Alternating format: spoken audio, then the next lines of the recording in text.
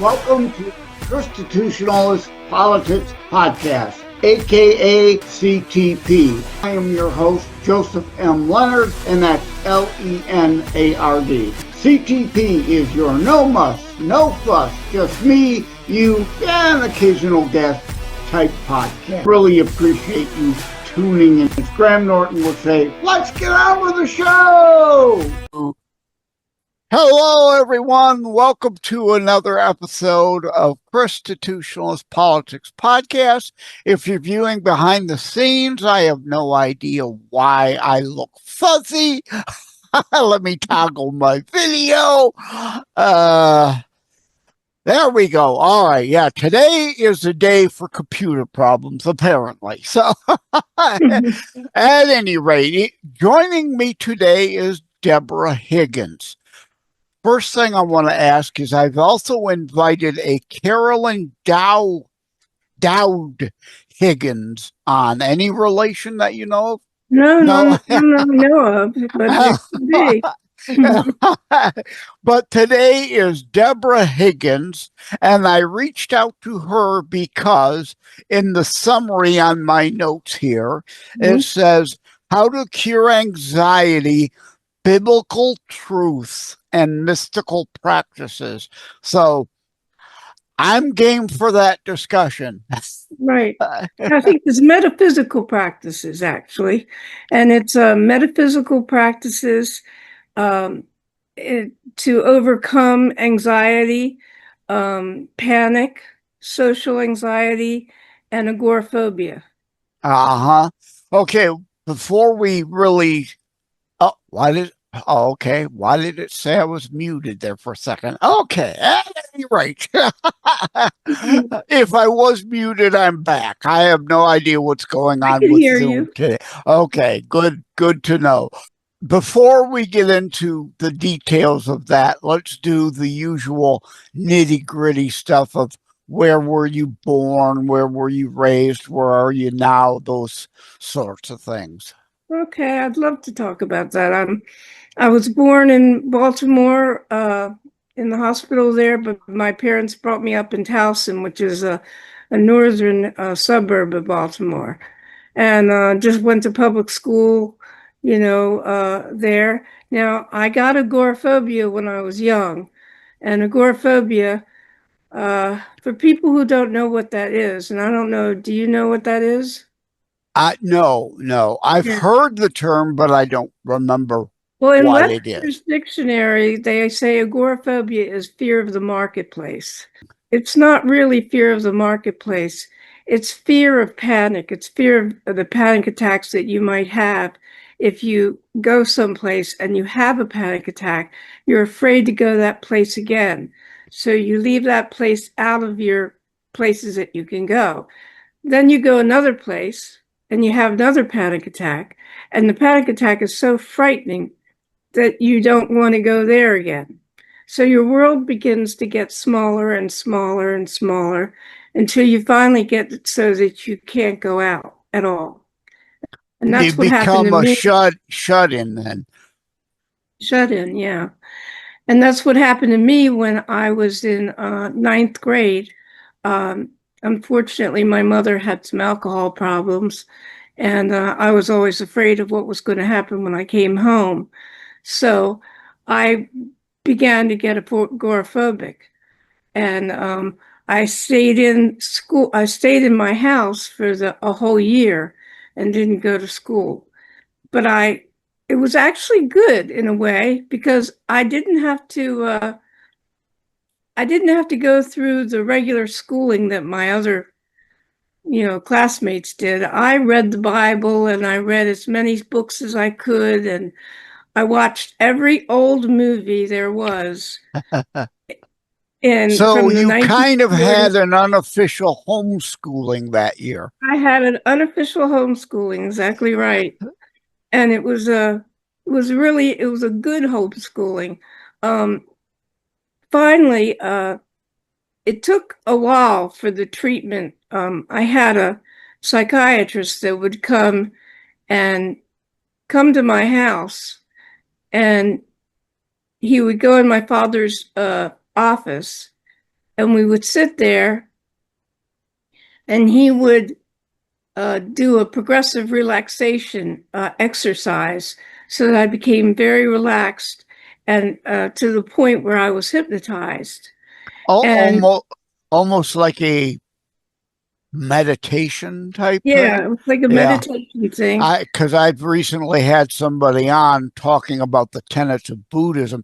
You don't have to accept Buddhism as a faith, but as a philosophy, it's a good thing. Meditation is a good thing. But most people associate it with the Om thing. Associate it with all sorts of strange mystical things, but it's not. It's one of God's tools that he gave us to make ourselves relax. And he took me on these imaginary journeys where I would get in the school bus in my imagination, and I would sit in there, and he'd take me through through the streets, and we'd finally get to the classroom, and then he'd have me sit in the classroom. Now, this is all in my mind as I'm doing his visualization.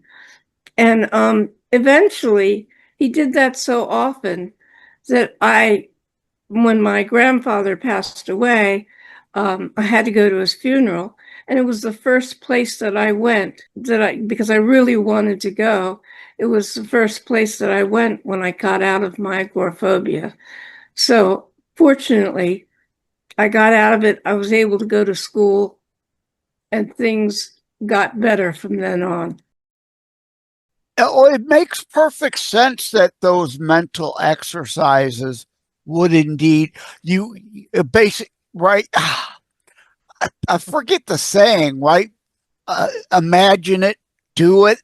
Right. Yeah. You're working through it. If you can imagine it, you can do it. And you're prepping yourself to be able to do it, so that it obviously some things unexpected may happen that you didn't imagine in the scenario, but you're at least better prepared to be out in society. Yes, exactly right. I still had trouble going like long distances by myself. So I'm still working on that even to this day. I still have to in my book, I wrote a book called, we talked about it, and the book has exercises in it. They're meditation exercises that teach you how to breathe correctly so you don't get the panic attack. Yeah. Go ahead for the benefit of the audience. Yeah. Do you have a copy of the book to hold up, or just give the title? They just published it. This is funny. They're sending me 20 copies, and they do it on FedEx ground. But I said, but I'm a prime member of Amazon. If I order the book, I can get it by Monday. And and they said, well, I guess so. But I did. That's what I did. I ordered the book, so I'm waiting for it now. Yeah, depending if it's been generally published through Ingram Sparks, they could sell you if you're buying but if you publish through Kindle, KDP, the Amazon Kindle Direct Publishing Services, Prime doesn't qualify for author copies. Yeah, I have a Balboa is the person who published my book, and it's, even though it's self-published, they helped me to do the cover and all of that. And absolutely, it was with Bilbao. They do these things like give you the 200 books, and that's a great blessing, because there are publicity agencies out there, marketing agencies, that will help me get the word out. You do a book, and then you never know who's going to read it or how to get the word out to get people to read it. So that becomes a real one of my books is How to Write a Book and Get It Published, Hints, Tips, and Techniques. From story conception to actual writing development, publishing options, including self or I say assisted publishing, like Right. you did. And yeah, you're not done. Marketing, promotion, social media, all that. Because there's a million books on how to put your book on Amazon. You can read the help files for that. Right. But Right. it was lacking a how to write a book and get it published, hits, tips, techniques. So I did that. And so you're finding out all these things. Indeed, I cover all I'm going to go those get your things in book is what I'm going to do. It's inexpensive Kindle version, but I suggest the paper version because I'm a paper person. yeah, you're going to want a dog ear. You're going to want to highlight. You're going to want to put Post-its in it. Yeah. That's a book you need in paper form. But you never did give your book title yet. What is it? Okay. A Cure for Anxiety, Biblical Truths and Metaphysical Practices to Overcome Anxiety, Panic, Social Anxiety, and Agoraphobia. Yeah. Now, I normally would wait till the end and ask, do you have a website? Do you have a website yet up for that? I go into that in the book too, obviously. Like, did Balboa put one for you? They have a website they're working on. Oh. And that's supposed to be coming out in a week. So they did everything. They're doing everything a little slowly. But that's okay. I can wait. Do we know the URL for the site? It's just not up yet, but by the time this will air, it will be. I have the ISBN number. No, that's the ISBN number for the book. Do you have the URL to put in the browser to get to the site, even though it's not there yet? Well, you can get to my site by going to Deb K. Higgins Coaching. Okay. Okay, we'll put that in the show notes then. Okay. That'll lead you in the right place. You'll eventually get everything. Yeah. We have to put the ISBN number up there too, so it'll be easier for people to instead of writing out that long. I also have a couple articles. tinyurl.com. I'll send you these links. tinyurl.com/write and publish supplement and write and publish supplement 2. Wow. I don't go into ESBNs in the book, but I do in the article. Are you getting a LCCN number? A Library of Congress control number that makes your book eligible for libraries. Yeah, they did do that. They're doing that for you? Okay. Yep. That's good. And actually, libraries is a good way to go. That's also a therapist's office because I got my master's in social work. When I was 62, I decided to go and finish up a master's, and I did it in mental health. So that I can learn about all of this and learn about, the social anxiety and the other types of anxiety that I didn't have. The anxiety that I had has helped me a lot to write the book because it gives me I use the very things that I tell my readers to do. For example, in the biblical part of the book, I talk about how Billy Graham said that this is the age of anxiety.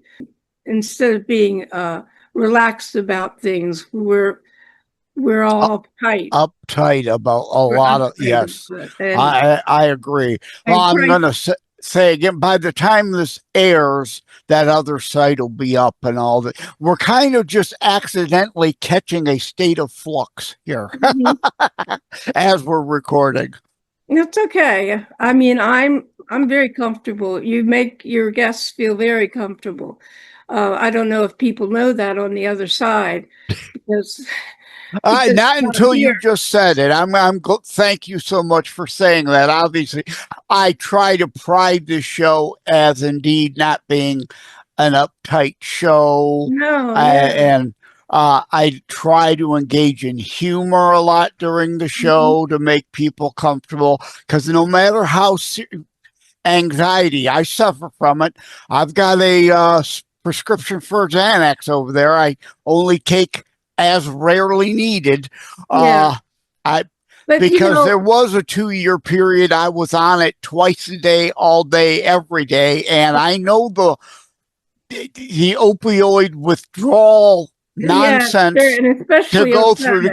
I am never going to put myself through that again, but I have it for those odd days that I really, really am feeling jittery physically and need it. You have to.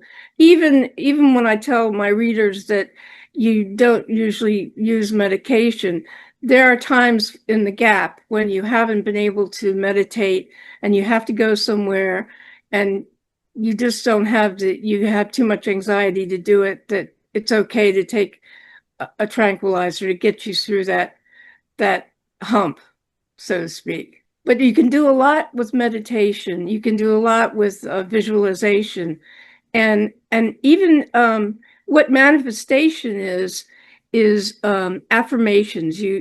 You hear about people saying, you know, I am a reflection of God, able to do this in whichever way God finds it right for me to do.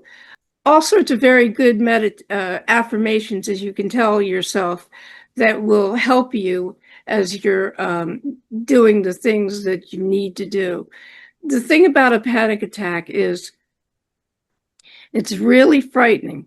People, this is one thing I like to convey as much as possible.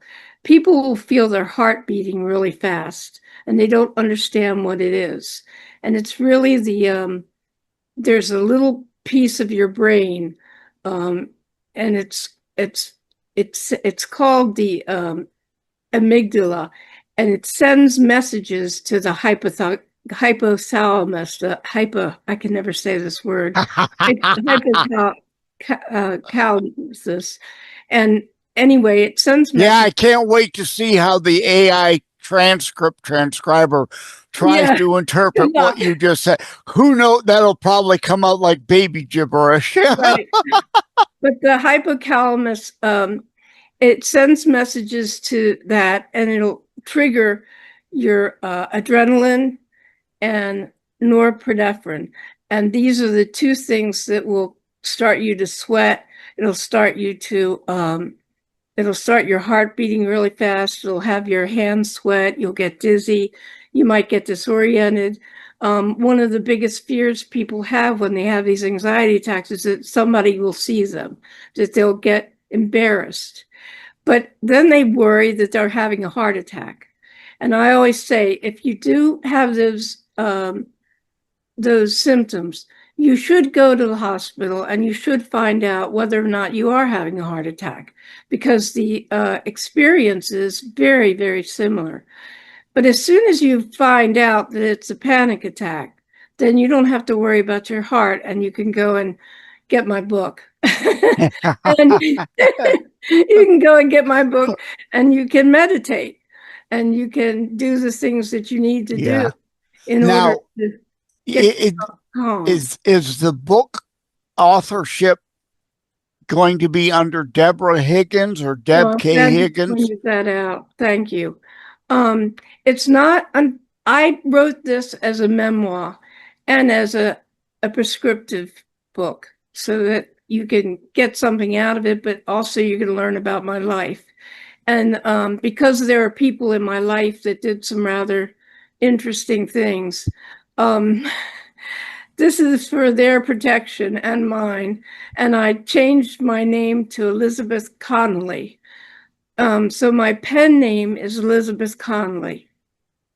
And Elizabeth I got from my mother's first name. And Connolly, I was sitting one day and I was looking over at my books, my bookshelf, and I saw Michael Connolly because I love all his books. And I decided that I was going to call myself Elizabeth Connolly. And is there an Connolly or EY? It's a Connolly. So there's two L's. Two L's, okay. And two N's. All right. Thank you for that. Yeah. I don't script shows. We go where it goes, right? And this is exactly why. Unfortunately, this is only my third season. I've also co-hosted Savage Unfiltered, been with him 4 years. So I'm still learning. I don't always get it right either. I find catch on quick. Invariably at the end of any episode, I'm like, oh, why didn't I say that? Or why didn't I ask that? All right. But I certainly try. Good job, and thank you, because I sometimes forget about the pen name. I wasn't really excited about having a pen name because I knew that I wanted to do a workbook to supplement this book with nothing but exercises and not anything about my life, really. So I wanted that to be in my name, Deborah Higgins. And when that comes out, which will be another month or two, it will be under my name. And it'll be the workbook, but it'll be the same title as my book, only just workbook in front of it. Okay. So you'll look for Deborah Higgins for that, and Elizabeth Conley for the other book. I hate to say you're confusing people. Sorry about that. Yeah. But indeed, in how to write a book and get it published, that's I say everyone likely has stories in them, and writing it, whether you publish it or not, is a whole other thing. But the exercise of writing it, as you said, is cathartic for yourself. And if you publish it, you can help others. Right. And I've gone through, I had an alcoholic mother. I had, unfortunately, something I don't really agree with. I had an abortion, and that was very traumatic. And I also, I had a couple marriages, so I ended up with breast cancer, and they say your sins will get you. And to tell you the truth, I'm a leukemia survivor. That's why I have the bald head, the hairdo I do. When leukemia in 2010 and it came out, I decided, I'm going to save a ton on shampoo and conditioner and just shave it. That's what I did. I had my hairdresser come to my house, and I said, well, take this hair and I'll make the first cut, and then you go and you shave the rest of it. So we did that. And I told her, I said, what we could do that would be more fun is if you got in your convertible and we put the top down and we just let it blow off.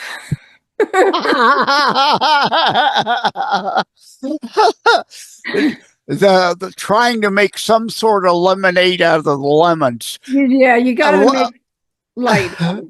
You don't laugh. I think laughter and humor is one of the most important things. I don't know if you know Frankl, the writer that wrote How to Survive, or it's I don't know his exact title, but it's about survival. And he said that when he was in the camp, when they were loading the Jewish people onto the trains, that he looked for somebody that was laughing because he wanted to get near that person, because he knew that if he was with somebody that was still laughing about things, that he would have a better chance of surviving. And I thought that was just so insightful. And no matter how serious things get, for our own sanity, finding humor in anything, any way you can, to help distract from the seriousness going on around, it is good, yes, for our own mental well-being. Yes, it is. Yeah, definitely. I wish I could remember the name of that book because it's so famous. But it's a part of resiliency. And I think I got through a lot of the things that I went through in my childhood through that resiliency, that ability to just pop up and back out of tragic circumstances. I still have metastatic breast cancer, and that's supposedly incurable. But I find it curable because I've decided that it's not going to get me. And so, as far as I'm concerned, I'm cured. Okay. Thank you, Deborah Higgins. Deborah Higgins, aka Elizabeth Connolly, for coming on the show today. I appreciate it. Oh, I'm very appreciative of you having me here, and it's been fun. I didn't think it was going to be fun. Yeah, like anxiety producing. Oh, yeah. I don't want that because I deal with anxiety also. So, yeah, I don't want nothing to do with that. I try to make it easy. Exactly. And like with any guest, could go for 3 hours. But then when it's too long, I call it today's Twitter attention span. Nobody watches unless it's short. Right. So thanks again. Take care. God bless. Thank you. You too. Thank you for having tuned in for Constitutionalist Politics Show. If you haven't already, please check out my primary internationally available book, Terror Strikes, coming soon to a city near you. Available anywhere books are sold. If you have locally run bookstores still near you, they can order it for you. And let me remind, over time, the fancy high production items will come. But for now, for starters, it's just you as a very appreciated listener by me. All substance, no fluff, just straight to key discussion points. A show that looks at a variety of topics, mostly politics, through a Christian U.S. constitutionalist lens. So again, thank you from the bottom of my heart. Take care. God bless. Like and subscribe to Constitutionalist Politics Podcast and share episodes. We need your help.